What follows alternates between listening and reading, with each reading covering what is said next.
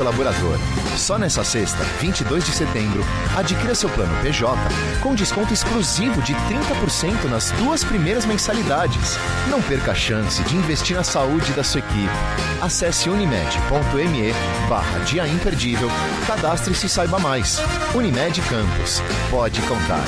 Condição sujeita à análise do produto. Começa agora o Folha no Ar, primeira edição.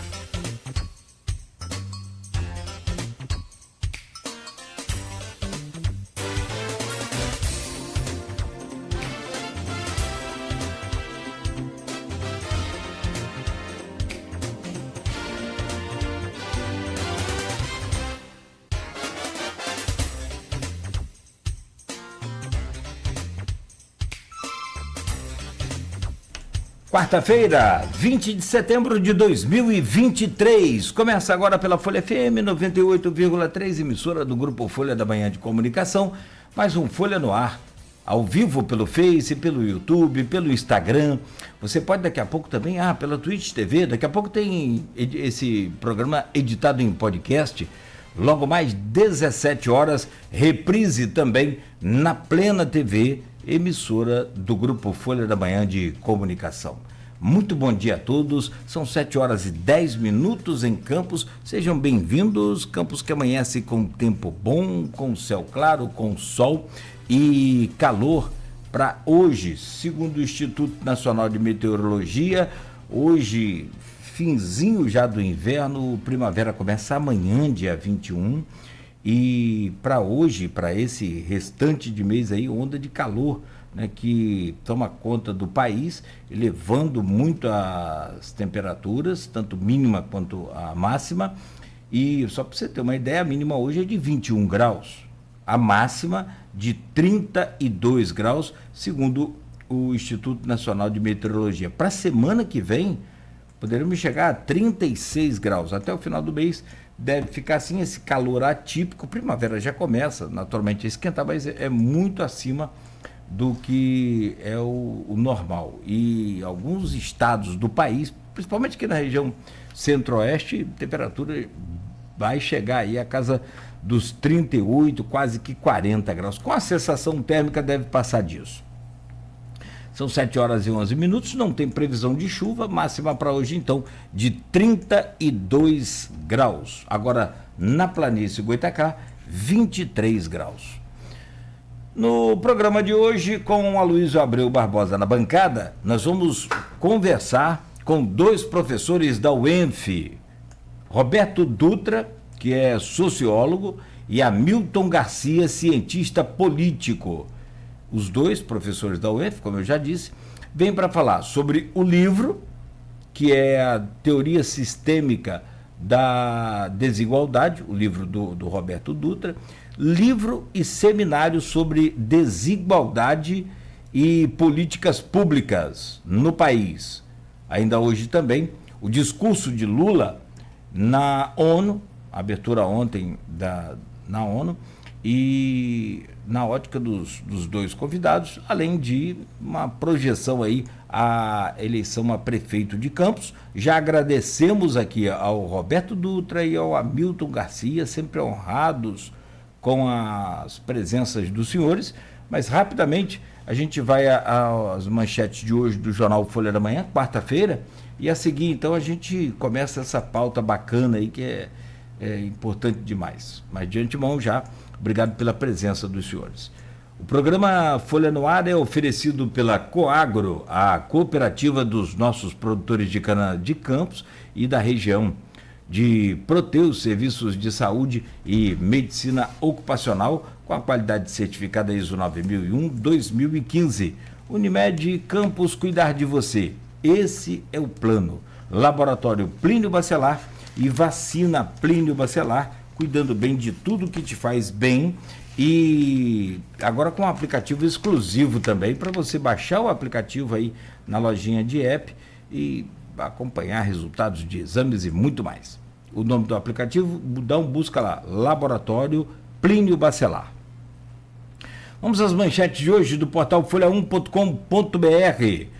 Após polêmica, exame de HIV não será exigido em concurso. Está na capa da Folha hoje em destaque. Edital do certame da Guarda Municipal foi publicado novamente no Diário Oficial, sem a cláusula questionada. E aqui na capa da Folha, uma foto com o encontro marcado aqui entre Renata Melilla e Fátima Castro, elas que são da Casa Irmãos da Solidariedade, recebidas pelo prefeito Vladimir, para justamente também tratar sobre o assunto. Inverno se despede com calor de 40 graus. Está aqui, ó, o alerta do Norte Fluminense, a gente falou agora há pouco, está aqui na capa da Folha hoje também, uma matéria sobre esse assunto. Fique atento aí, todos devem, né, se hidratar de forma especial, muito calor e a umidade baixa, fique atento, né? E você deve também ter atenção, principalmente com os idosos e crianças, e quem trabalha aí ao sol, fique mais alerta, fique mais atento ainda. Na capa da Folha da Manhã ainda, buracos nas ruas voltam a ser alvo de reclamações, transtorno no centro. Já tem buracos aqui nas ruas da área central, né? Inclusive nas pistas que foram refeitas. Eleição no Americano ainda sem candidatos. FEP espera movimentar 5 milhões em outubro. Igreja da Lapa sem energia por falta de pagamento, pelo menos há 3 semanas. Está na capa da Folha. Itabapoana e Paraíba, mortes por afogamento em rios de São Francisco do Itabapoana e São João da Barra. Na capa ainda da Folha, Diocese vai nivelar debate de prefeitáveis. É destaque no ponto final, esse tema muito importante para o próximo pleito. E ainda novo nome na base e polêmica na Câmara. É o novo nome da base do Vladimir, que é o Marquinho do Transporte. Na capa da Folha tem ainda em destaque, eu de propósito deixei por último, mas está aqui bem grande na capa da Folha, comunidade da UENF escolhe novo reitor. O mandato será para 2024 a 2027. O cargo de reitor da UENF é disputado pela atual vice, Rosana Rodrigues, e Carlão Rezende. Como quem acompanha aqui o Folha no Ar já sabe, nós fizemos aí as entrevistas com os candidatos na semana passada, né, cumprindo aquele protocolo devidamente sorteado, com tempos iguais para todos, né, com espaço idêntico para cada um, enfim, respeitando aí todas as normas para que tudo corresse bem aqui em nossa rodada de entrevistas com os candidatos, né, e daquele dia em diante acompanhamos também de perto a eleição. O resultado saiu agora aí no início da madrugada, no final da noite. A apuração, a eleição terminou ontem, o resultado já saiu. A Rosana Rodrigues foi escolhida como a próxima reitora da UENF, tida como a candidata da reeleição. Rosana Rodrigues, então, venceu essa eleição na UENF e assume em janeiro do ano que vem. Com isso, é a primeira mulher reitora da UENF.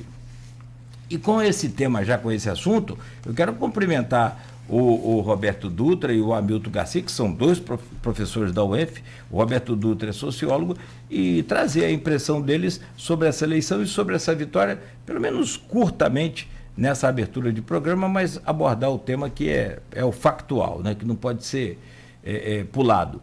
Meu caro Roberto Dutra, primeiramente, bom dia, prazer recebê-lo aqui, muito obrigado pela sua presença nesta manhã de quarta-feira no Folha no Ar. Seja bem-vindo sempre.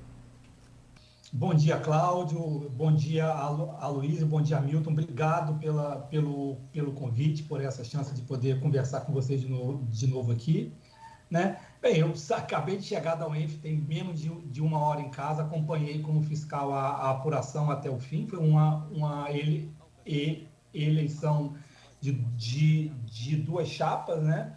Onde a candidata Rosana contou com o apoio de toda a estrutura da universidade, fez uma campanha, né, muito mobilizada com alunos também, com organizações de estudantes e de juventudes partidárias que também aportaram recursos políticos muito importantes para a sua vitória. Enfim, ela venceu, é a primeira mulher reitora, né?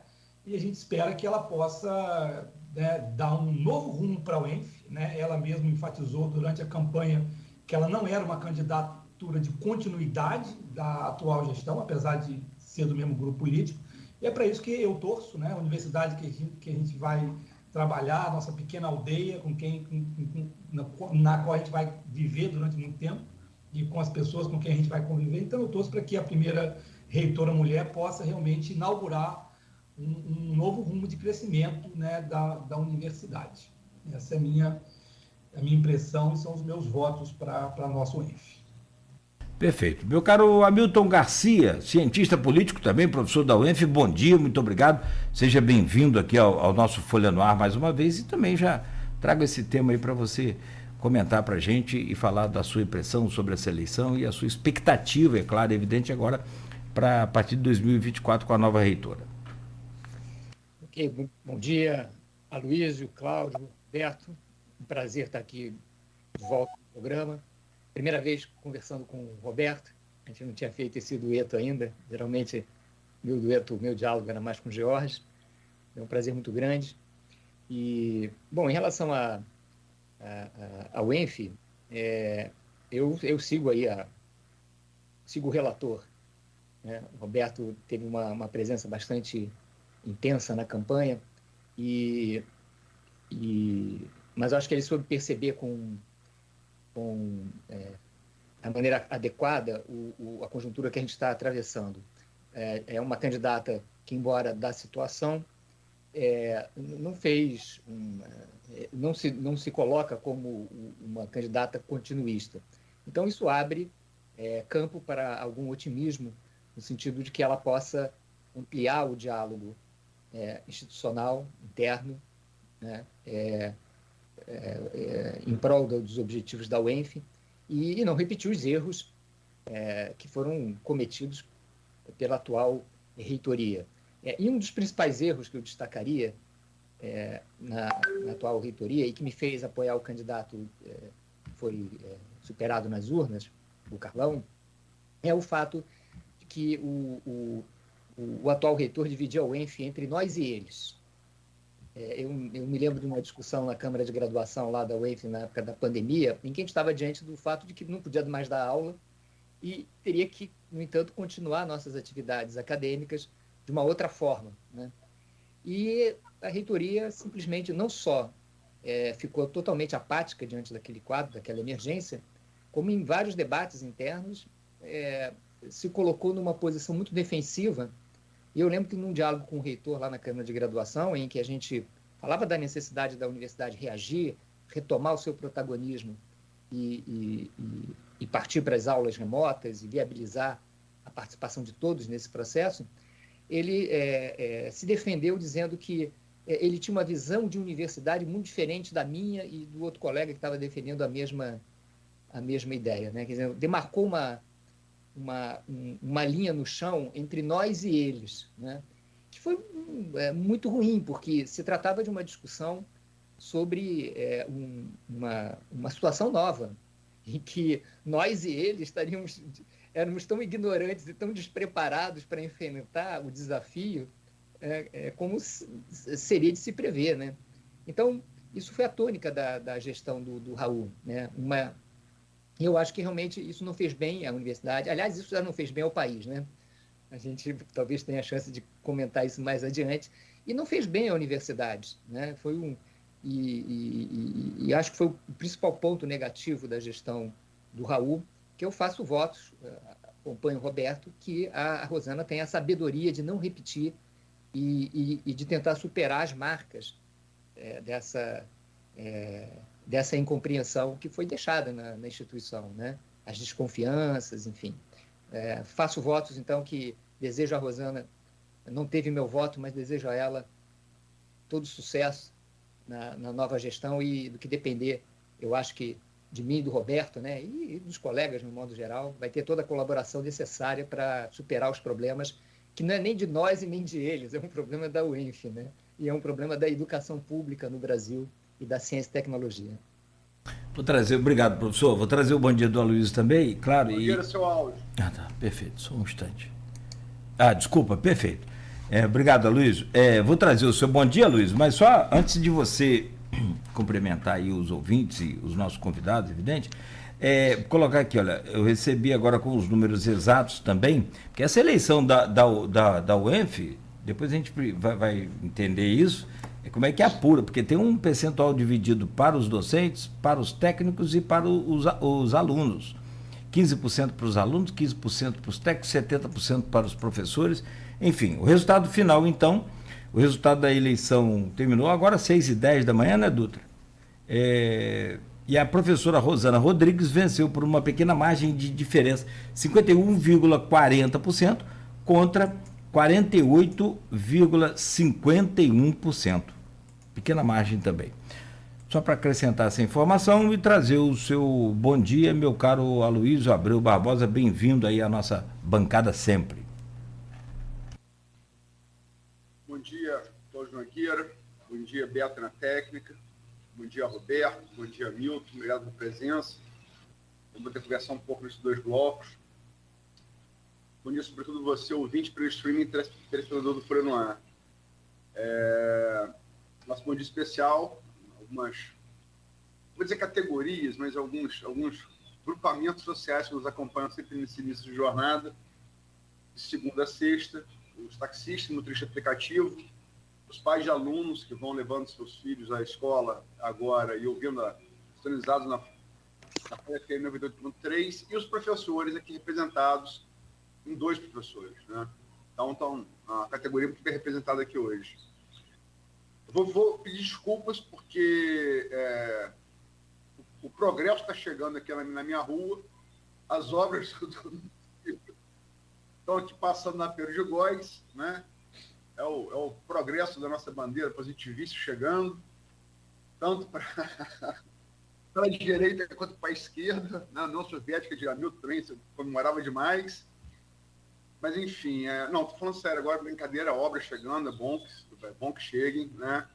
Mas vou pedir desculpa que o barulho está aqui, estou raspando o asfalto para botar o novo. Tem que chegar junto com a ordem, o progresso, né? Olha, Conte, o pai do positivismo, dizia que a ordem do progresso tal, não é positivista, né? A gente sempre priorizar os fatos. Aí Nietzsche respondeu a ele, né? Fatos não existem, versões o que há. Mas essa discussão complexa. Vamos lá, eu vou propor, como a gente começou em política, pelo factual, que sempre vai pautar qualquer atividade jornalística, o fato, sua excelência, o fato, como dizia Ulisses Guimarães, vou propor que a gente inverta. A gente começa na política universitária, passa pela política internacional e nacional e chega ao local, no primeiro bloco, e faça o tema do livro do Roberto, do seminário organizado pelo Hamilton, a participação do Roberto no segundo bloco, pode ser? A gente vai ter que começar em política e ir para o... Muito boa. Então, eu vou como leitor da Folha, além de editor, eu li os 2 artigos que vocês publicaram nos 2 últimos domingos. Perdão, nos últimos sábados, né? Edição de final de semana. E tanto o do Roberto, que foi o primeiro, né, o último agora, em visão retrospectiva, de trás para frente, quanto o do Hamilton, que foi mais recente. Roberto, eu sei que é flamenguista. Hamilton, torce para qual time? Flamenguista também. Pelo amor de Deus, então é culpa de vocês mesmo. Vocês são pé frio, gente, pelo amor de Deus. Começa com o Hamilton. Para falar sobre o Flamengo ou pé frio? O pé frio, vocês se posicionaram a favor da oposição, ganhou a situação. Não, isso aí, futebol é uma caixinha de surpresa, né? Embora a gente não tenha tido, assim, grande surpresa em relação a esse resultado da UENF, eu acho que o Roberto vai concordar comigo, a gente sabia que seria uma eleição disputada. E o nosso apoio, aqui, coincidentemente, a gente apoiou a mesma chapa nessa eleição, ela se deu em função de uma série de questões, como eu já levantei algumas delas aqui. E o resultado eleitoral deriva de outras coisas. A gente sabe que a eleição tem uma dinâmica própria, né? E no caso da UENF, a gente já um pouco sabia do impacto que teria a candidatura da Rosana, não que a gente também não tivesse sido surpreendido positivamente pelo desempenho dela, né? Mas a gente sabia de antemão que a questão da juventude dela e também do fato de ser mulher teria um impacto eleitoral, né, forte para mobilizar os eleitores na UENF, né, porque é a primeira mulher a se eleger reitora, a se candidatar e almejar esse cargo. Então, além de todas olhando o retrospecto das eleições na UENF, a gente sabia que, tanto é que se formou uma chapa de coalizão, né, porque a princípio seriam 3 chapas, que mais ou menos repetia a eleição passada, e se formou uma chapa de coalizão para representar a oposição, já sabendo desse diferencial, desse diferencial competitivo da chapa da situação, que viria com nomes novos, a ideia de renovação, a ideia da mulher na política, tudo isso superando o estigma de ser uma chapa de situação de uma reitoria com um desempenho tão controverso, para dizer o mínimo, né? Então, não foi uma surpresa. Agora, o que eu acho que é positivo é que o fato de a gente ter antecipado esses 2 turnos, né, porque é uma eleição de um turno só com 2 chapas, eu acho que possibilitou a gente, talvez, evitar maiores fricções e criar cicatrizes que agravassem o problema, eu acho que da incompreensão do Raul, do atual reitor, em relação a como conduzir uma universidade. Então, eu acho que isso foi um aspecto bom. Há expectativa de que se saia dessa eleição com uma ideia de olhar mais objetivamente os problemas da universidade. Então, no final das contas, o nosso pé frio não foi tão frio assim, porque a gente contribuiu para isso. Eu acho que tanto no artigo do Roberto quanto no meu artigo sobre a UENF, a gente menos entrou em questiúnculas sobre quem é melhor, quem não é, quem tem a melhor proposta, quem não tem, e se debruçou sobre os problemas na universidade, né? Sobre as questões que a gente vê como problemáticas. E eu acho que se a Rosana fizer isso, eu acho que a gente teve pé quente, porque a nossa pauta positiva para a UENF, ao final das contas, no final, vai prevalecer. É o que eu imagino que possa ser possível. Roberto vai dizer que não é pé frio. É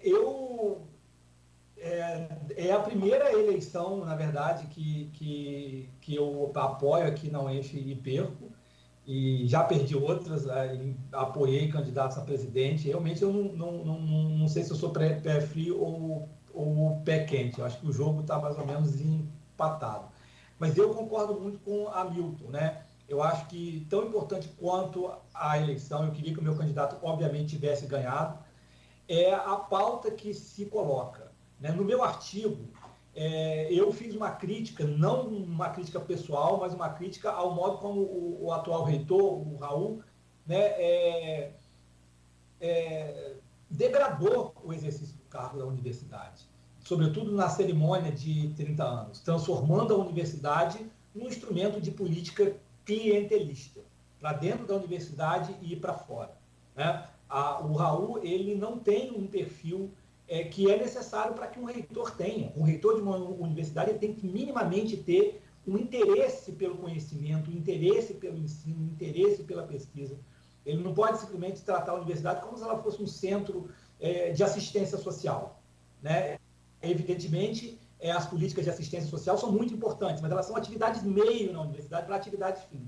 A minha esperança, eu não posso perder a esperança, porque a UENF vai ser o meu local de trabalho por muito tempo, é que a Rosana, que tem um perfil diferente do Raul, ela é realmente uma cientista, coisa que o Raul não é, e que ela possa seguir um outro rumo, né? Colocar realmente as coisas no seu devido lugar e fazer o que ela realmente afirmou em muitas situações, pelo menos quando eu estava presente, que ela não era candidata de situação, né? De que ela ia adotar, ia renovar as pró-reitorias. Uma das características mais negativas da gestão do Raul é que praticamente há uma continuidade dos nomes em relação à gestão anterior do professor Passoni, né? Então, isso é necessário, não é saudável numa universidade que um professor fique 8 anos dedicado à política na universidade. Afinal de contas, ninguém faz concurso na universidade para fazer carreira política dentro da universidade e muito menos fora. Então, esse uso da universidade para fins políticos estranhos aos objetivos da universidade, apesar do meu candidato ter perdido, eu acho que isso minimamente entrou na pauta.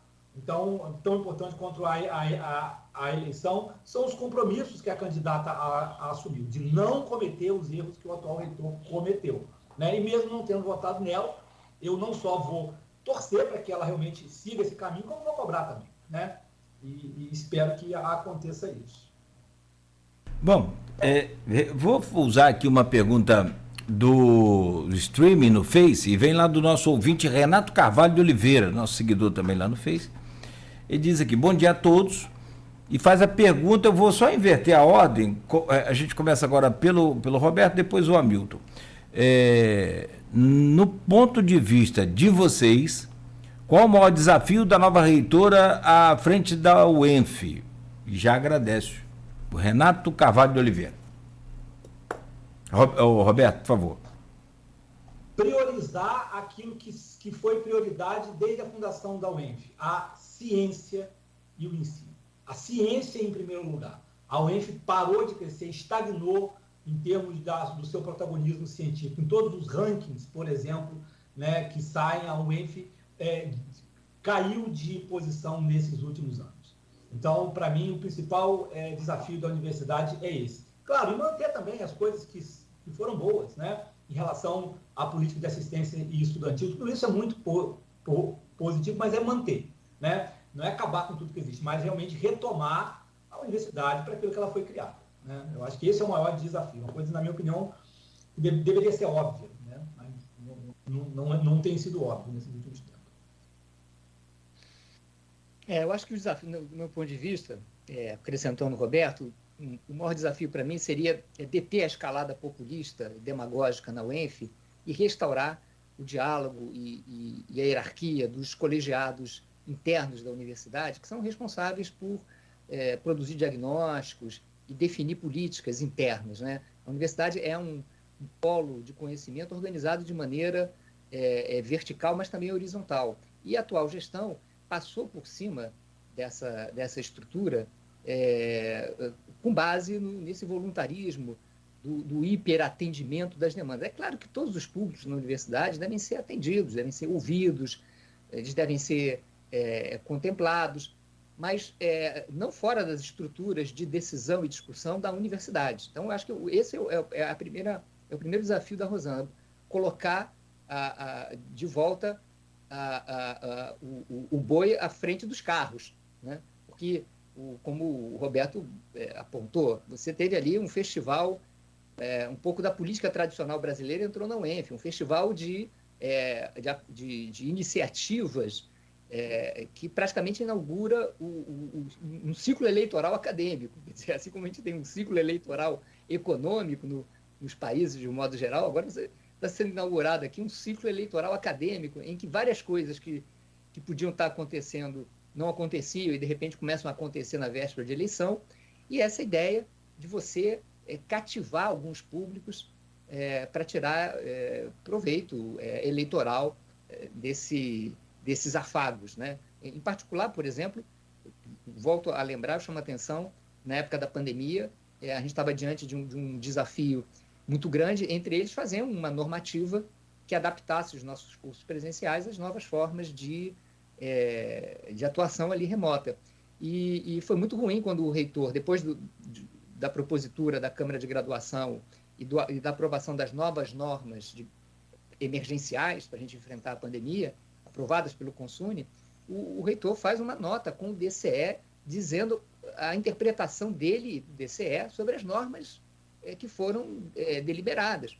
Ou seja, na prática, ele legislou a partir de uma nota com os estudantes sobre o que eles consideravam ser os pontos da resolução que eram importantes. Quer dizer, isso é um negócio que criou uma celeuma, uma dificuldade, uma bateção de cabeça, perdemos tempo, criamos tensões, e no final teve um resultado muito ruim para os estudantes, porque eles fizeram as disciplinas naquela época e ficaram sem nota, porque uma das demagogias que se ventilou na época era que dar nota ao estudante que participasse daquele processo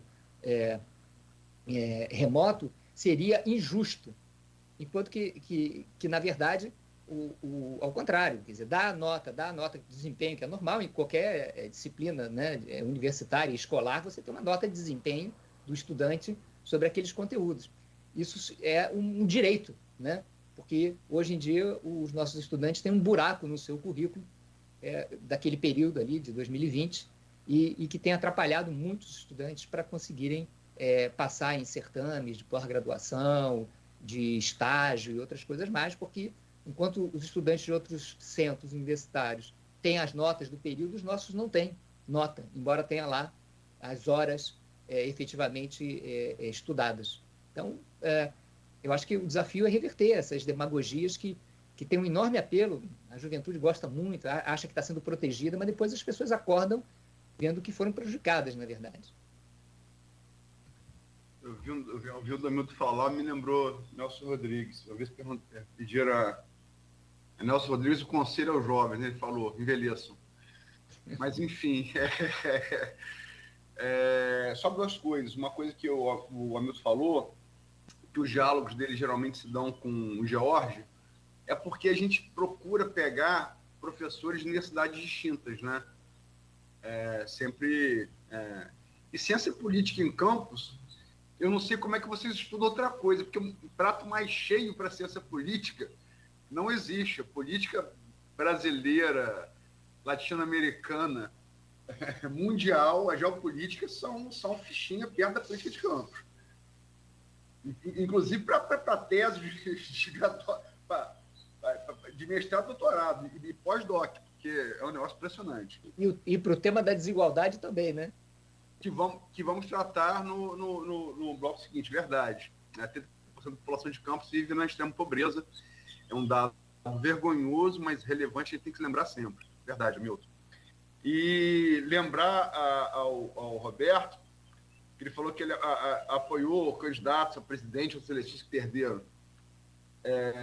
Eu sei, Roberto, mas no caso da UENF, você não é simples eleitor, você é senador. Então é diferente.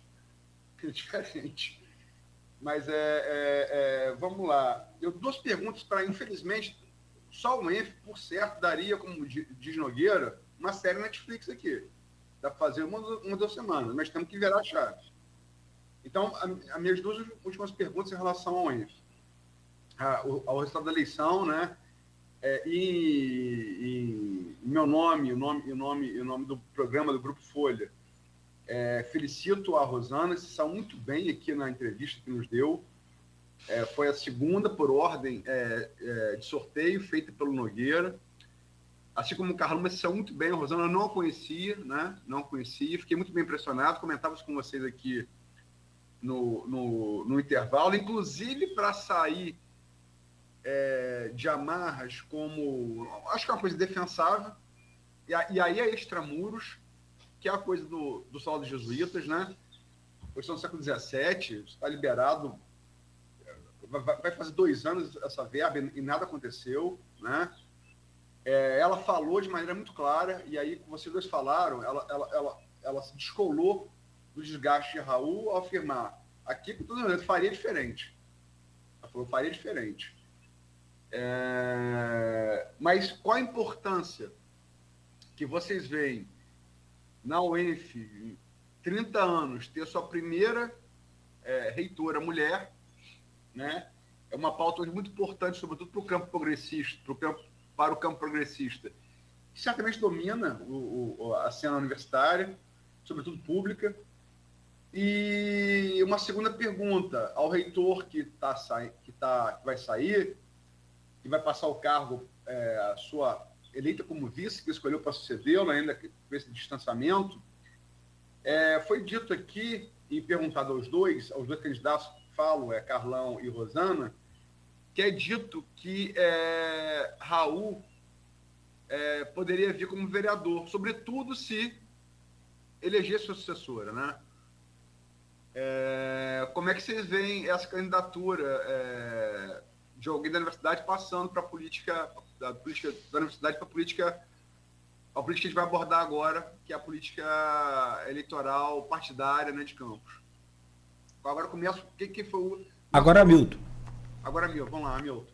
Olha, eu vejo, começando pelo final, Luiz, eu vejo de maneira muito positiva que a gente possa lançar intelectuais, professores, pessoas bem preparadas para cargos eletivos locais e regionais. Eu vejo Agora, o problema é que tem pouca, à luz da história das nossas eleições democráticas desde 88, a gente, até antes, desde 86, a gente tem uma enorme dificuldade, né, de fazer esses candidatos terem sucesso eleitoral, porque a gente vive um paradoxo.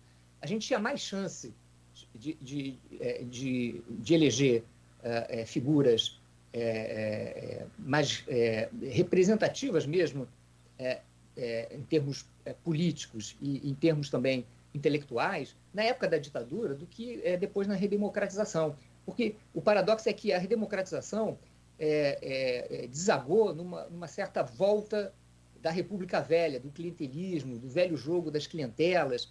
E eu lembro, a eleição de 1986 foi, para mim, muito paradigmática, porque a quantidade de intelectuais que tinha na eleição constituinte, né, no Rio de Janeiro você tinha Carlos Lessa, você tinha Luiz Werneck Viana, você teve vários candidatos a deputado constituinte que não foram eleitos, né, porque você iniciou ali um processo de amesquinhamento da política, né, em que o negócio era o Fufuca, o Zé da Pipoca, né? Quer dizer, o negócio todo, embora ali o processo constituinte tenha sido extremamente politizado, né? Os partidos ainda estavam bastante politizados pelo processo de resistência à ditadura.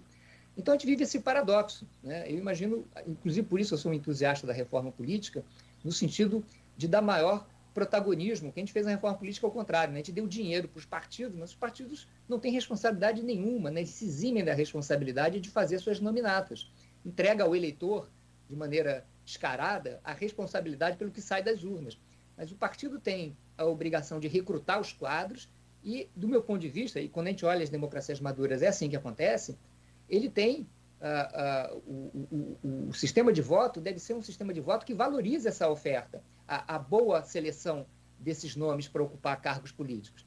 Então, e a gente não tem isso, porque a gente não tem o voto de lista e não tem o voto distrital. Essas duas coisas combinadas seriam muito interessantes para potencializar as chances, não só da eleição de intelectuais e professores universitários, mas também de aumentar a participação política de negros, mulheres, etc., na política, né? A gente fica um pouco sem esse instrumento. Então, eu felicito, encorajo os colegas que querem se candidatar, mas lamento que as chances deles são extremamente pequenas, porque eles não têm instrumentos de poder, eles não têm o que trocar com o eleitorado para se eleger em termos de favores, em termos de recursos financeiros. Eles têm ideias, eles têm propostas para a melhoria do país, etc. Isso não é suficiente para eleger bancadas legislativas no Brasil, infelizmente, dado o atual modelo nosso eleitoral. Agora, por fim, sobre a questão da UENF, que eu já esqueci, a Luísa. Foi a primeira mulher. A importância de ter da UENF de 30 anos que elegeu a primeira reitora mulher. Importância, vê como é que o cérebro humano é. Você falou importância, eu já lembrei. Então, de fato, não, extremamente importante, porque, embora não é uma novidade, né, a UENF, há muito tempo, a questão da igualdade está colocada, quer dizer, a gente não tem problema de remunerações diferenciadas por gênero, a gente não tem problemas de ocupação de cargos internos por gênero, raça, qualquer tipo de característica, né? As pessoas entrando... tem o sectarismo político, mas não tem por esses critérios. Então, as mulheres na UENF já têm um protagonismo bastante acentuado e eu acho que a eleição da Rosana vai coroar esse processo. Agora, minha preocupação com o problema de gênero na universidade, de um modo geral, é que cada vez mais a gente vê menos homens entrando na universidade. Então, isso me preocupa sobremaneira, porque você cruzando esses dados do fracasso escolar no Brasil com os dados de violência e a rarefação de homens entrando na universidade, mostra que os discursos de inclusão de gênero, pelo menos no nível ali da universidade, estão se esgotando.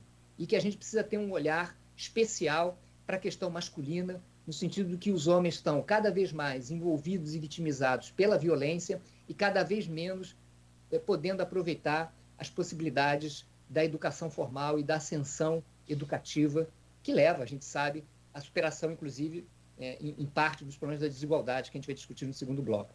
Então, eu só farei essa observação que cada vez mais a gente está avançando, no Brasil em particular, para a necessidade de ter uma política de gênero masculina para desengajar os homens da violência e engajá-los no processo educativo. Roberto? Eu começo pela questão de termos uma primeira reitora, né, na UENF, e a gente não pode deixar de ver isso, claro, como uma coisa positiva, é algo que significa, sim, bastante coisa, mas é preciso que vá além da dimensão simbólica. A dimensão simbólica importa, já é uma mudança, como disse o Hamilton, já é o resultado de um protagonismo que as mulheres têm, não só como maioria, em boa parte dos cursos, não só na UENF, mas as mulheres são maioria nos cursos superiores, quase todos, no Brasil e até no mundo, no doutorado em quase todas as áreas também, né? E apesar disso, existem gargalos de desigualdade de gênero que ainda são presentes, tanto em relação a homens, nós não podemos esquecer que desigualdade de gênero também pode afetar homens, e os homens são mais vitimados pelo fracasso escolar. Isso é um dado inquestionável, conhecido há muito tempo, como o Hamilton trouxe, com relação disso com a violência, né? E claro, as mulheres, evidentemente, são mães, né? Há problemas de compatibilidade, como em relação ao trabalho, maternidade e trabalho, maternidade e estudos, maternidade e doutorado, maternidade e mestrado, né? A Rosana foi vice-reitora, né, durante 4 anos e não teve, claro, imagino eu, nenhum espaço para promover nenhuma política real, concreta, para enfrentar, por exemplo, esse problema, né, de acolhimento de filhos e tudo, e de proporcionar uma melhor condição das mulheres poderem avançar mais, né? Espero que agora ela consiga fazer, né, alguma coisa nesse sentido e com isso vá além da política simbólica. O meu medo é que a questão de ter uma primeira mulher eleita na reitoria possa servir de escapatória simbólica para outras questões, né, como a hora que ela cometer erros e for criticada e vai dizer que é criticado porque é uma mulher, né, ao invés de focar no tema que está sendo tratado. Eu não estou dizendo que ela vai fazer isso, né, mas é um risco que você vê, por exemplo, no discurso da militância, vamos votar numa mulher, importante. Agora, o que essa mulher propõe para a universidade? Ela tem propostas, né, eu espero que não fique no discurso eleitoral, né? Elegemos uma mulher, o ele elegeu, né? E agora o que isso vai significar em termos práticos, né? É o que importa. Em relação à possível candidatura do Raul, né? Eu mesmo, sinceramente, não tenho informação de que ele possa ser. Acredito que é algo que faz sentido pelo perfil dele, mas eu diria, né, que o Raul não tem propriamente o perfil de um intelectual, né? Ele nem dentro da UENF mesmo, né? Ele tem um perfil muito mais de um sindicalista, né? Então, por isso, eu acho que ele não acrescenta, né, um perfil mais diferenciado, não necessariamente melhor, né, mas um perfil mais diferenciado em termos de discussão de ideias. Essa não é muito a praia do Raul. Ele parece muito mais um sindicalista, como nós já tivemos outros, que elegeram vereadores, inclusive. E eu concordo com Hamilton, né? Infelizmente, né, a relação entre voto e dinheiro nas eleições para vereador em quase todas as cidades, né?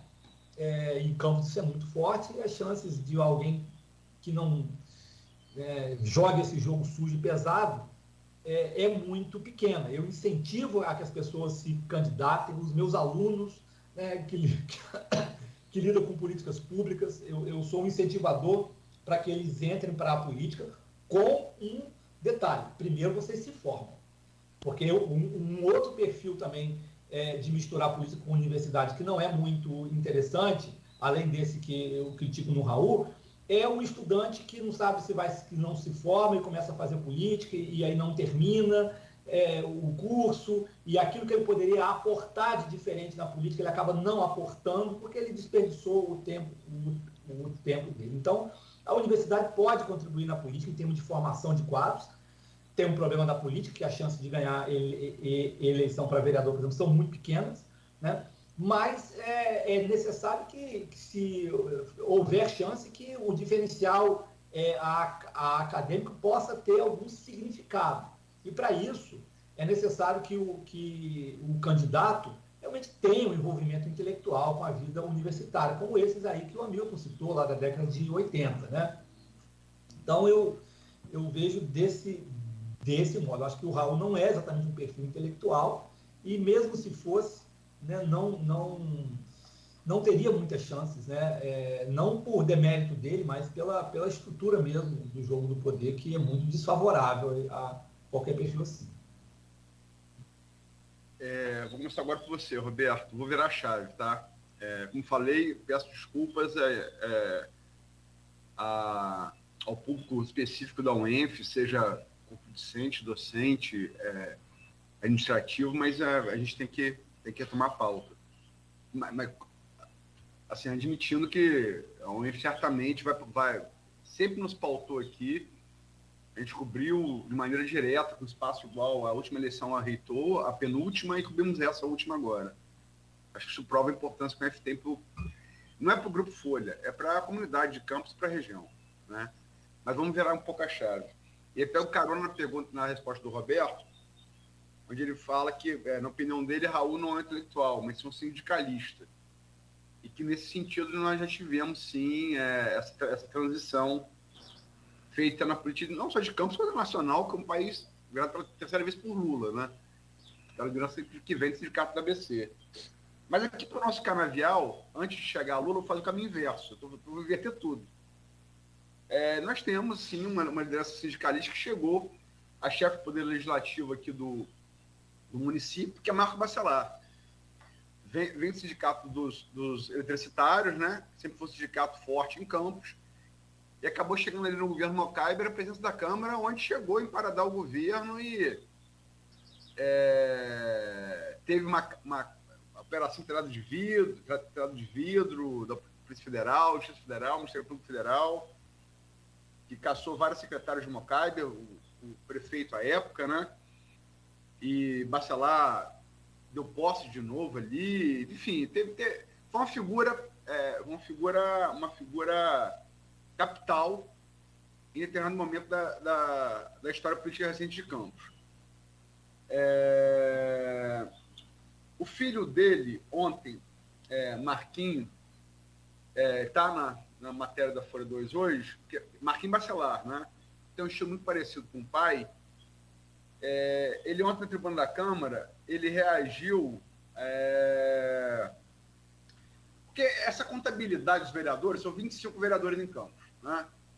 Então, nós estamos no 3-12 desde a eleição de Marquinhos a presidente, né? Vai um para lá, um para cá, muda o resultado. E a pacificação foi gerada, só que Vladimir, como o Rodrigo Gonçalves adiantou anteontem, conseguiu levar Marquinhos de transporte, não Marquinhos Bacelar, Marquinhos de transporte, outro vereador, e aumentou a vantagem que tinha sobre os Bacelar, que era 13-12, agora virou 14-11, né? Bacelar ontem, não como presidente, o Marquinhos, né? Filho do Marcos. Ele foi para a tribuna e, por conta disso, por conta de críticas que Vladimir teria feito a Dandinho, no reduto de Dandinho, de Rio Preto, sentou a mamona no governo, no português, bem claro, né? E, de novo, põe a pacificação em xeque. Eu estou adiantando a vocês, que vocês estão mais envolvidos no assunto políticos da UENF, mas isso foi o que nós temos de ontem para hoje, né? Da noite de ontem para hoje. Como é que vocês veem isso? Agora eu começo com o Hamilton. É comigo, não é com o Roberto, não? É com o Hamilton agora, não é? Ou com o Roberto? Desculpa com o Roberto. É o Alzheimer, desculpem. Eu queria pontuar, eu acompanho relativamente, né, atualizado esse processo de pacificação. Eu acho que eu posso pontuar duas coisas. A primeira é que essa pacificação ela é construída em cima de elementos muito frágeis, né, de uma combinação de interesses muito particulares que podem não se combinar de uma hora para outra, né? Então, muito mais um cessar, uma pacificação que tem mais a ver com um cessar-fogo precário do que com realmente um tratado de paz, né? Se a gente fosse usar a metáfora mesmo do final de uma batalha, de uma guerra, né? E nesse sentido, o segundo ponto, e aí mais uma especulação mesmo de quem gostaria de saber questões de bastidores, talvez os jornalistas saibam muito melhor do que a gente, né? Isso me parece, essa pacificação em crise agora, né? De ontem para hoje, bem evidentemente em crise, isso não tem, me parece ter muito a ver com questões da política estadual também, né? A relação de Vladimir, Cláudio Castro, né? a própria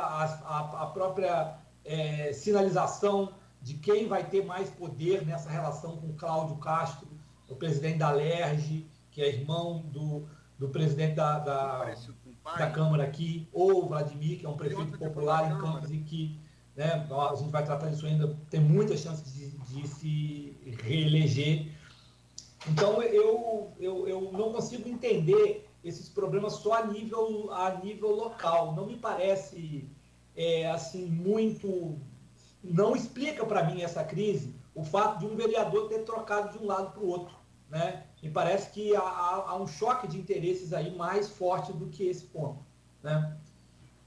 Eu vou passar pro Hamilton, mas assim, você precisa da minha opinião como repórter, né?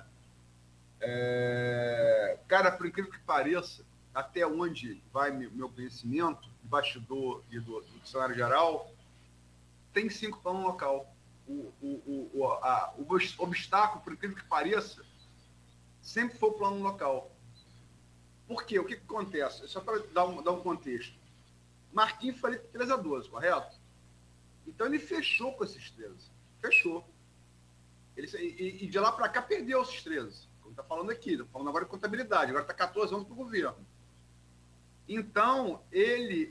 E dentro desses 13 tem alguns vereadores que sentam a mamona no governo todo dia que sobe a tribuna. Então, na repartição das bondades, chamemos assim, do governo, do executivo para o legislativo, o executivo não quer repartir essas bondades, não quer impor óbvio, sobe todo dia na tribuna para meter a mamona, toda a sessão meter a mamona. E Marquinhos quer como ele falou ontem, toda vez que alguém bater em vereador da minha base, igual a galinha de pinto, vou botar embaixo da asa e vou partir para bicar. Então, por incrível que pareça, o contexto estadual, ele pende para pacificação. São essas quixúnculas locais, aí só para dar o contexto, que realmente bota essa pacificação em quebra-mola, né? Bum, bum, bum, bum, bum, bum, o tempo inteiro. É uma estrada dos baracados ou quebra-mola. Mas é isso, Hamilton. Não, o que me chama a atenção nessa discussão é que a gente está falando de guerra, né? Guerra e paz, né? E isso é alguma coisa que seria razoável a gente discutir no âmbito eleitoral, né? Porque o eleitoral é um momento de guerra, né? De disputa pelo poder, onde se acirram todos os pontos de divergência enfim, entre os grupos que disputam o poder. O problema é que quando a gente fala da governança de um município, de um estado, de um país, é de se esperar que se instale, sobretudo quando se fala no âmbito do legislativo, se instale uma certa um relaxamento em função de que as tensões, as contradições existentes na sociedade são de tal complexidade e são organizadas de tal maneira que elas acabam, de um modo geral, tendo um efeito centrífugo, né, sobre a guerra, porque você tem que dar conta de tantos interesses, de tantas questões que vêm da sociedade, tantas carências, de tantas potencialidades e tal, que os partidos, os grupos políticos que lutam pelo poder se dividem, acabam se dividindo e as coisas meio que se interpenetram, né? Você tem pautas, por exemplo, as pautas contra a desigualdade tendem a ter um impacto sobre os partidos políticos que é desigual, né? Alguns partidos são mais afeitos a essa pauta, outros são menos afeitos a essa pauta, mas todos os partidos têm que responder a essa pauta, né? Então isso leva a um esforço de convergência, de uma disputa mais dialogal, né? E de fato a gente vê isso muito pouco na política brasileira, né? E na política local, porque são políticas, a política brasileira e a política de todas as suas esferas está dominada pela disputa de poder. E o momento do governo é apenas um capítulo da disputa de poder, de ocupação de máquina, para conquistar mais poder ou para consolidar os espaços já obtidos, né? Então, nesse sentido, a gente fica discutindo, falando de guerra e paz, enquanto a gente devia estar falando de tensões em torno de pautas que vêm da sociedade. Então, esse que é o meu estranhamento, né, do 13 a 12. Não há nenhum problema de ser 13 a 12. O que está em questão no 13 a 12? Né? Os problemas da prioridade entre indústria e campo na cidade, enxugar, aumentar a eficiência da máquina pública ou aumentar a presença da municipalidade. Quais são os temas que estão dividindo esse 13 a 12? Né? E quando a gente olha, o que está dividindo é a disputa da máquina. E, portanto, isso demonstra um déficit de democracia muito grande na democracia brasileira, para ser redundantes, né? Porque, de um modo geral, o que está em disputa, sobretudo no âmbito local, não é as questões que vêm da base da sociedade, que dividem os eleitores, mas as questões que dividem os atores que lutam pela ocupação da máquina, lutam pelo poder, né? Então, de fato, é sempre uma paz muito frágil, é sempre um cessar-fogo, porque a gente está num ciclo eleitoral permanente, na eleição e depois da eleição. Parece que o momento de governar nunca chega. Você olha as pautas que estão sendo discutidas aí, estamos em eleição. Cadê os problemas? Cadê as soluções dos problemas?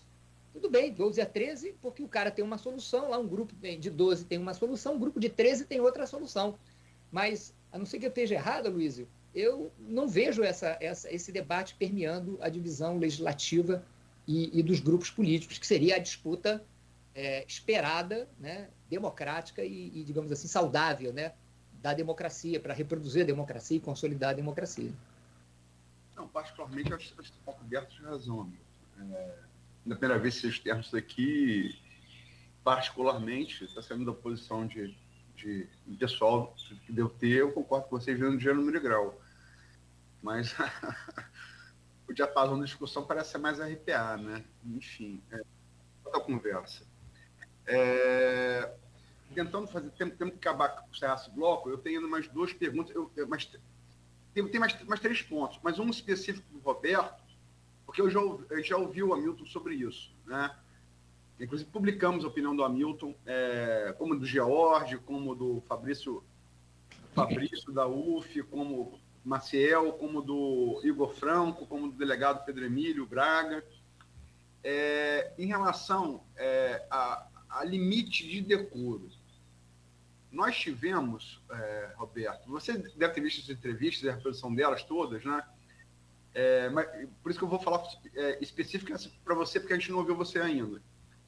Nós temos iniciativas, você vê todas essas pessoas que eu falei aqui, todos com grande capacidade intelectual, de posições bem diferentes, né, origens diferentes, mas todos concordam, são nisso uma coisa. Tem que ter um padrão mínimo de decoro, né? E nesse sentido, a Igreja Católica Apostólica Romana, através da sua diocese, anunciou essa semana, como fez em abril de 2019, ano de véspera eleitoral para 2020, o Vladimir foi eleito no segundo turno, duríssimo contra Caio, faz esse ano, agora com uma distância de tempo menor, porque fez em abril de 2019, vai fazer agora em novembro, 25 de novembro deste ano, o encontro com prefeitáveis, né?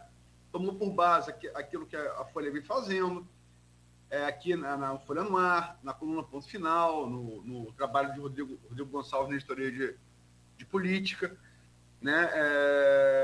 Os nomes que estão aí, né, sendo sondados, e a gente, e claramente que a Igreja Frisa não é um debate entre candidatos, é um debate da cidade, né?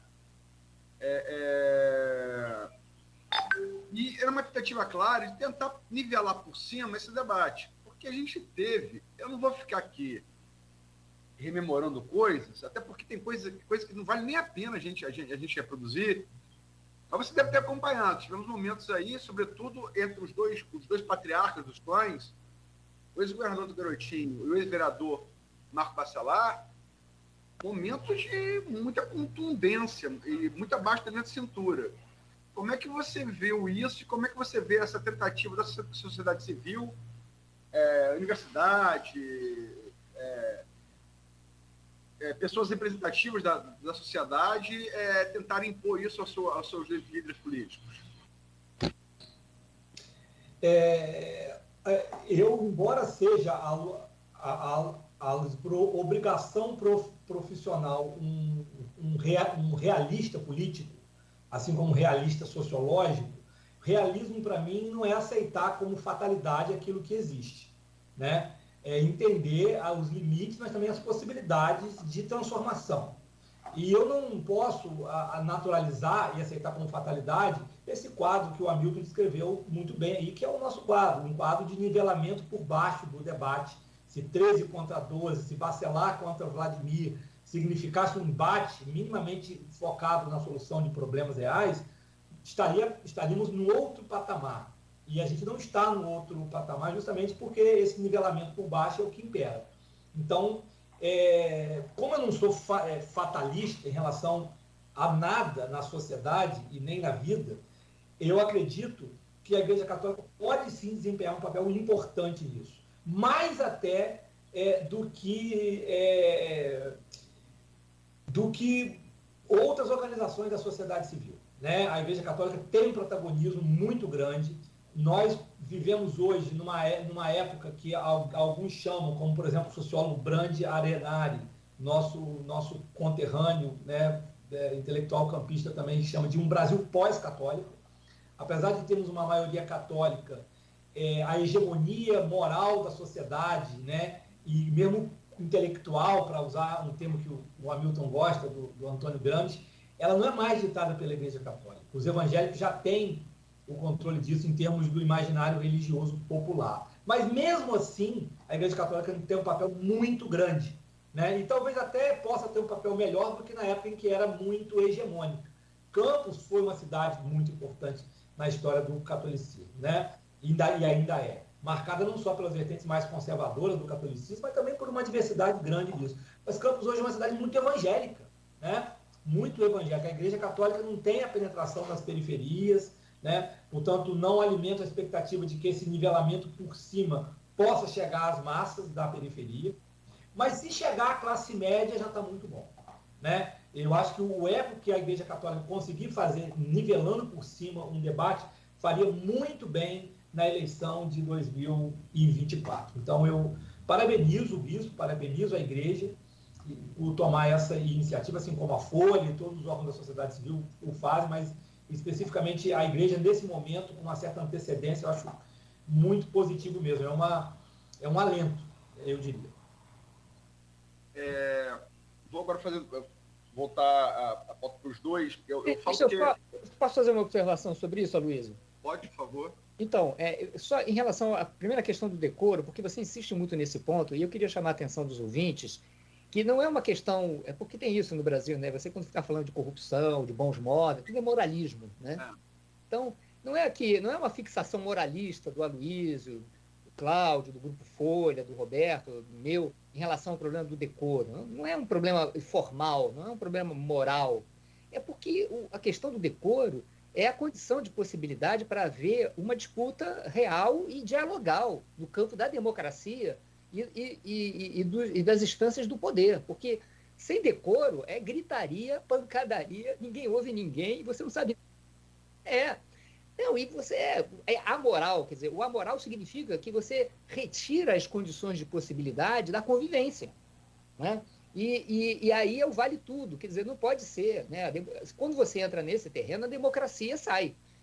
A moralidade entra por uma porta, a democracia sai por outra. Não é um problema de moralismo udenista, né? Primeira questão que eu acho que é importante a gente entender essa pauta do Aloysio e por que ele insiste nessa questão. Porque é uma condição de possibilidade para o desenvolvimento da democracia.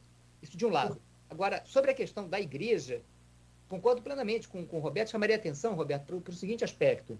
O patinho feio dessa história toda são os vereadores, são as câmaras legislativas. Porque a nossa legislação eleitoral é de tal maneira disfuncional que não existe um espaço para o debate legislativo. Eu lembro que na época da ditadura, a gente levava, eu era militante comunista naquela época, a gente levava os vereadores, os deputados, todo mundo para dentro da universidade, levava para as favelas, para tudo que é lugar, para discutir política. Hoje em dia você está proibido. Eu vejo que aqui o esforço que o Grupo Folha faz para elevar o nível do debate sobre prefeito, sobre cidade e tal, é completamente anulada, né? O Grupo Folha, como também a universidade e muitas outras instâncias, fica completamente desarmada no momento do debate sobre os candidatos a vereador, deputado, porque não pode trazer, não pode fazer um programa, porque tem que chamar todos, né? Como assim? São milhares de candidatos. Então, quer dizer, uma legislação absolutamente, né, esdrúxula, disfuncional, que impede a gente de debater e de promover os bons candidatos, né, dentro dessa anarquia partidária, eleitoral, os candidatos que têm ideias, têm propostas. Então, eu chamaria atenção para esse aspecto, talvez a igreja pudesse desdobrar, fica a minha sugestão, um debate com os vereadores, porque acho que não vão processar Deus, né? A justiça eleitoral não vai processar Deus, eu acho. Temos que partir para o final. Duas perguntas. O Roberto já roçou, né, nesse tema. A gente tem 3 pesquisas eleitorais feitas esse ano, que eu tive acesso à íntegra. Acho que, assim, desde 2016, as projeções das pesquisas e a interpretação delas, a Folha tem errado muito pouco, em todos os planos, né? Campos São Francisco, São João da Barra, eu falo prefeitura, né? Governo do Estado, Senado e presidência do Brasil, e até dos Estados Unidos na última eleição. Porque é tudo baseado em critério técnico, né? Eu quero que isso aconteça, né? E para você fazer isso, você tem que ter acesso à íntegra da pesquisa. Eu, particularmente, profissionalmente, me recuso a analisar pesquisa por fatia. Pode ser que a pesquisa do Roberto esteja muito mal, mas na fatia esteja bem. E vice-versa, né? As 3 pesquisas quais sejam? O GPP de março, a Iguape de julho, que a gente já teve acesso em agosto, e a Prefab Futuri Futura Prefab do final de agosto. A Futura Prefab, como o William colocou, há critérios estatísticos a ser questionados. Tem que ser questionados. Né? Porque ela não acompanha o IBGE de 2010. Aumenta, por exemplo, a fatia de evangélicos e de 0 a salários mínimos, o que, em tese, é o voto mais dos garotinhos, digamos assim. Né? Então, merece questionamento, sim, na metodologia da Prefab. Mas todas elas deram, são, assim, uníssonas em apontar, em projetar uma vitória de Vladimir em turno único. Né? E as que fizeram para vereador, embora a eleição vereador seja muito mais difícil, mais complexa,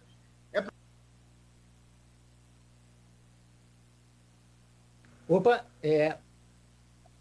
Deixa eu só conferir aqui. desligou.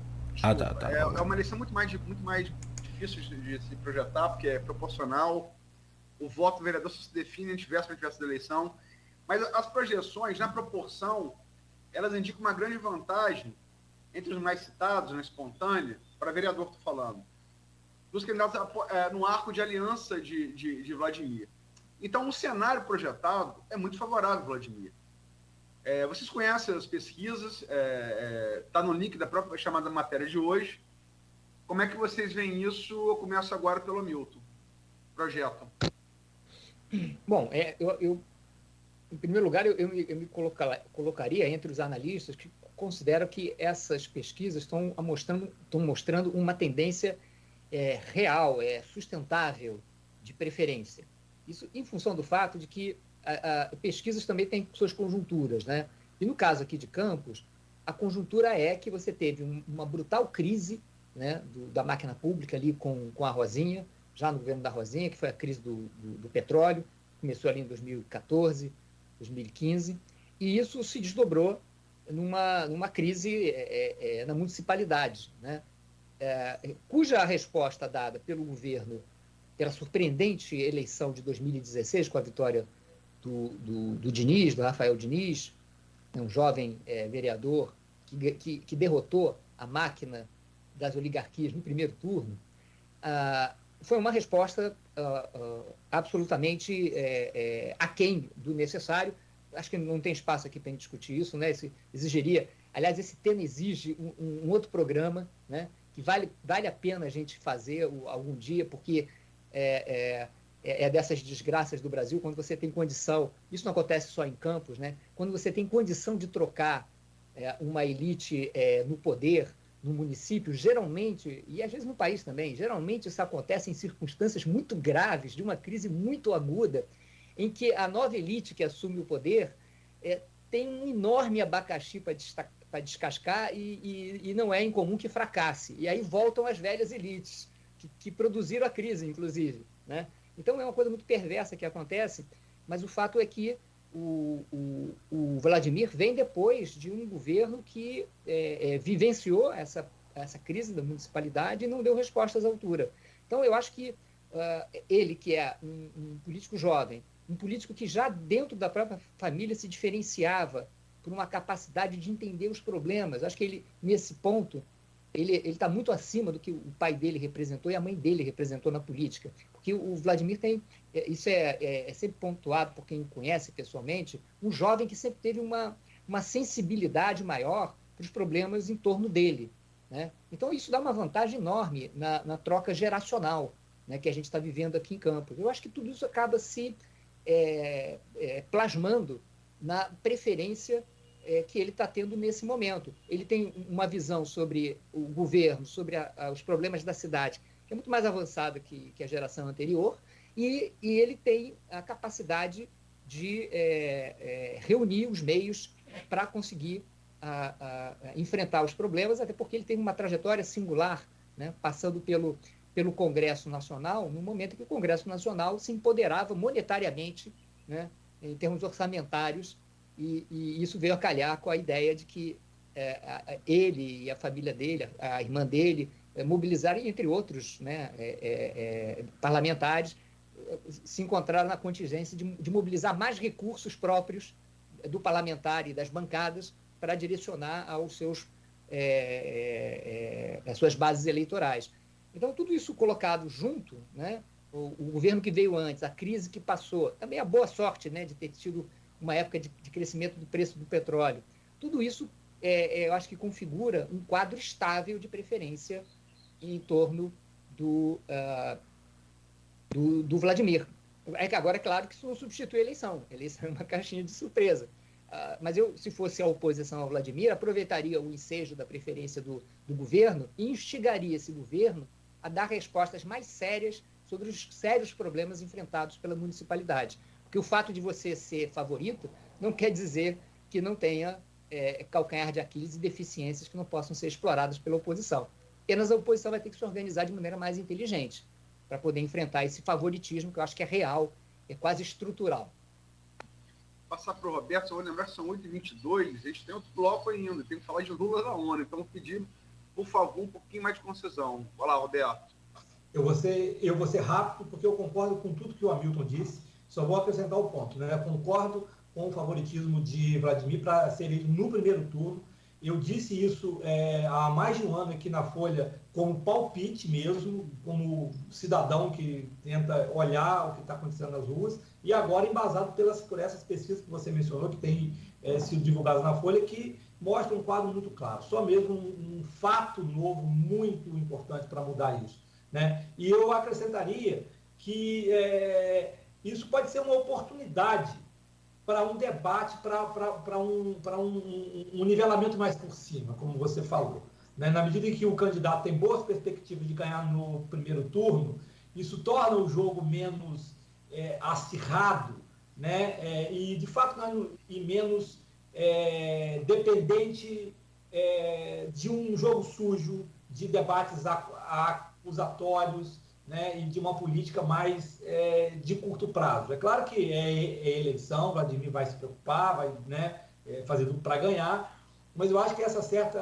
tranquilidade que ele tem pode favorecer, de repente, o desenvolvimento desse aspecto mais programático que o Hamilton menciona, desse aspecto um pouco diferenciado em relação ao pai, né? Eu acho que as pessoas podem mudar ao longo dos processos sociais e políticos, né? O governo do Vladimir, evidentemente, é muito melhor que o anterior, né? E talvez uma vitória no primeiro turno possa ser até algo positivo nesse aspecto.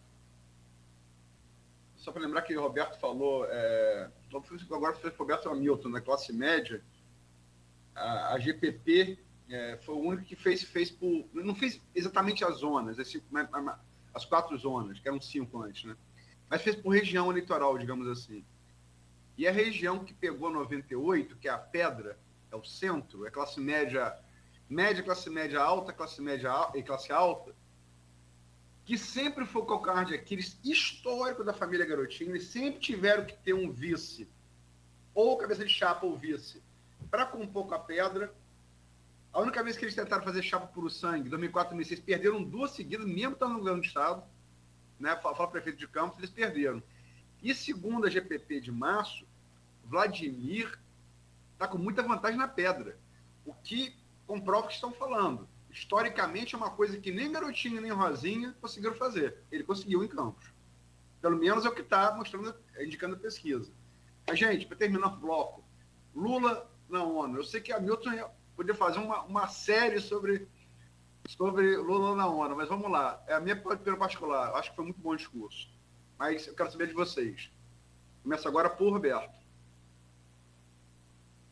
Eu tenho 2 coisas a dizer. Primeiro, eu achei um bom discurso, concordo com você, né?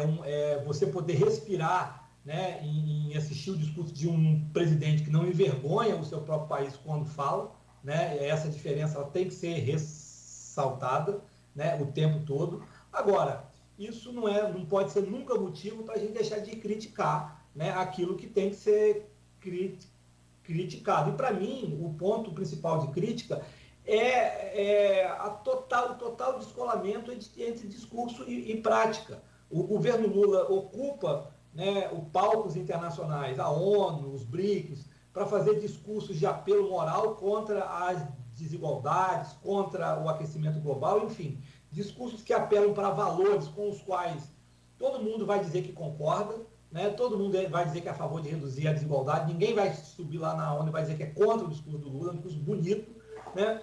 Agora, esse discurso bonito, ele é um discurso despolitizante, porque ele é muito mais um discurso moral, né, daquilo que tem que ser feito, um apelo moral ao mundo, sem nenhum tipo de estratégia do Lula, por exemplo, quando ele menciona lá as desigualdades não só dentro dos países, no discurso dele, mas entre os países. Qual é a estratégia do Lula para reduzir a posição de periferização acelerada do Brasil na divisão internacional do trabalho, a degradação da nossa produtividade econômica, a reprimarização da nossa economia, né? O Brasil se distancia cada vez mais do mundo desenvolvido, né? Em termos da desigualdade entre países, e mesmo dentro do Brasil, né? Qual foi a política, a educação, um dos principais fatores de redução da desigualdade, né? O governo Lula não apresentou até agora a sua política de qualificação do ensino básico, apesar de ter um ministro que vem de um estado que fez essa tarefa bem feita. Então, o tema principal foi o tema da desigualdade, né? Mas ele fica completamente na dimensão do discurso moral e não desce ao chão das políticas públicas concretas e de compromissos políticos reais com mudanças estruturais. É um discurso de um governo social liberal que simplesmente quer, na verdade, não tem estratégia de reduzir a desigualdade, a única estratégia é amenizar a pobreza, os efeitos da desigualdade, mas jamais tocar nas estruturas de desigualdade que envolvem ocupação, a captura do Estado, como o Hamilton sempre ressalta, envolve o rentismo econômico, envolve a educação, envolve a redução das desigualdades policiais. Estados governados pelo PT, como a Bahia, né, são um escândalo em termos da matança da população negra. Então, é muito discurso. O discurso é muito bonito. Mas eu estou, sinceramente, cansado do Lula. O discurso dele já virou meio cansativo. Quando ele fala nos BRICS, você consegue ver no rosto do Biden, do Modi, do Xi Jinping, de todo mundo, um certo cansaço de já ter ouvido aquilo dezenas de vezes, né, quase, e não tem consequência. O discurso é muito bonito, eu elogio, mas confesso que quando vejo o discurso eu não consigo deixar de lembrar dessa incoerência. Né? Hamilton? Eu concordo plenamente com o Roberto. De fato, a abordagem do PT e do Lula, sobretudo em relação a esse sistema, é totalmente moralista. Ele não tem a dimensão real e concreta do que é o enfrentamento do problema da desigualdade. Basta ver, por exemplo, que a grande estratégia dele, desde que foi eleito em 2003, esse é um tema permanente dele, inclusive nos discursos que ele faz na ONU desde 2003, foi basicamente calcado em cima da questão de as pessoas terem as 3 refeições. Ora, o fato das pessoas terem 3 refeições é uma coisa muito elementar. Ela não cria as condições de possibilidade para você enfrentar os problemas de desigualdade nem no mundo e nem no Brasil. Né? Isso é uma condição sine qua non, mas não é suficiente. Né? Quer dizer, então, há 20 anos, eles estão nesse discurso do combate à desigualdade como se fosse uma questão de vontade política. E é mais do que uma questão de vontade política, é também uma questão de capacidade política, de enfrentar na esfera microsocial cada uma dos entraves de reprodução e produção dessa desigualdade. E aí a gente já adentra um pouco no esforço intelectual do Roberto e no trabalho que o Roberto nos apresenta aqui sobre a teoria sistêmica da desigualdade, que se trata de arregaçar as mangas e enfrentar programaticamente, apresentando soluções, o modo como as desigualdades, que são um tema da modernidade, né, ela se recoloca e se perpetua. Né? E isso não pode ser resolvido com exortações, não pode ser resolvido com pura vontade política. Claro que a vontade política é um primeiro passo, né? É uma condição necessária, mas a condição suficiente é a gente conseguir aparelhar o Estado, as organizações sociais, a entenderem intelectualmente o que significa o aprofundamento e a reprodução da desigualdade e apresentar soluções setoriais, qualificadas para enfrentar o problema. E isso, de fato, a gente está muito longe no Brasil, onde que a ideia do enfrentamento da desigualdade é um concurso de quem dá mais dinheiro para o Bolsa Família, ou o Bolsa Brasil, lá o nome que queira se dar, mas tudo parece, né, se resolver dentro dessa perspectiva, uma questão de distribuição de dinheiro e de promoção simbólica dos grupos mais vulneráveis, enquanto a gente sabe que isso passa por uma série de políticas setoriais, como o Roberto bem lembrou, na área econômica, educacional, de segurança, enfim, e que, na verdade, ficam sempre marginalizadas por conta desse voluntarismo eleitoralmente muito bem premiado, diga-se de passagem. Muito bom ouvir vocês, né? Sempre. 8h32, a hora que voa, a hora que parece que está atrapalhando a gente. Estou ouvindo vocês, a gente precisa fazer um intervalo comercial sobre a eleição em Campos. O Hamilton comentando que o Roberto falou, ele falou, precisa organizar a oposição. Talvez isso seria um fato novo, um tal do fato novo para a eleição que tanto se comenta. Mas será que a oposição se organiza? Vamos aguardar. São 8h33, fechamos então esse bloco onde estamos com os nossos convidados. O Roberto Dutra, sociólogo e professor da UENF, Hamilton Garcia, cientista político e professor também da UENF, na bancada conosco hoje o Aloysio Abreu Barbosa. A gente vai ao intervalo, volta para falar sobre esse seminário e o livro também da desigualdade e políticas públicas no país. O Folha no Ar é oferecido por Coagro, Proteus, Unimed Campos, Laboratório Plínio Bacelar e Vacina Plínio Bacelar.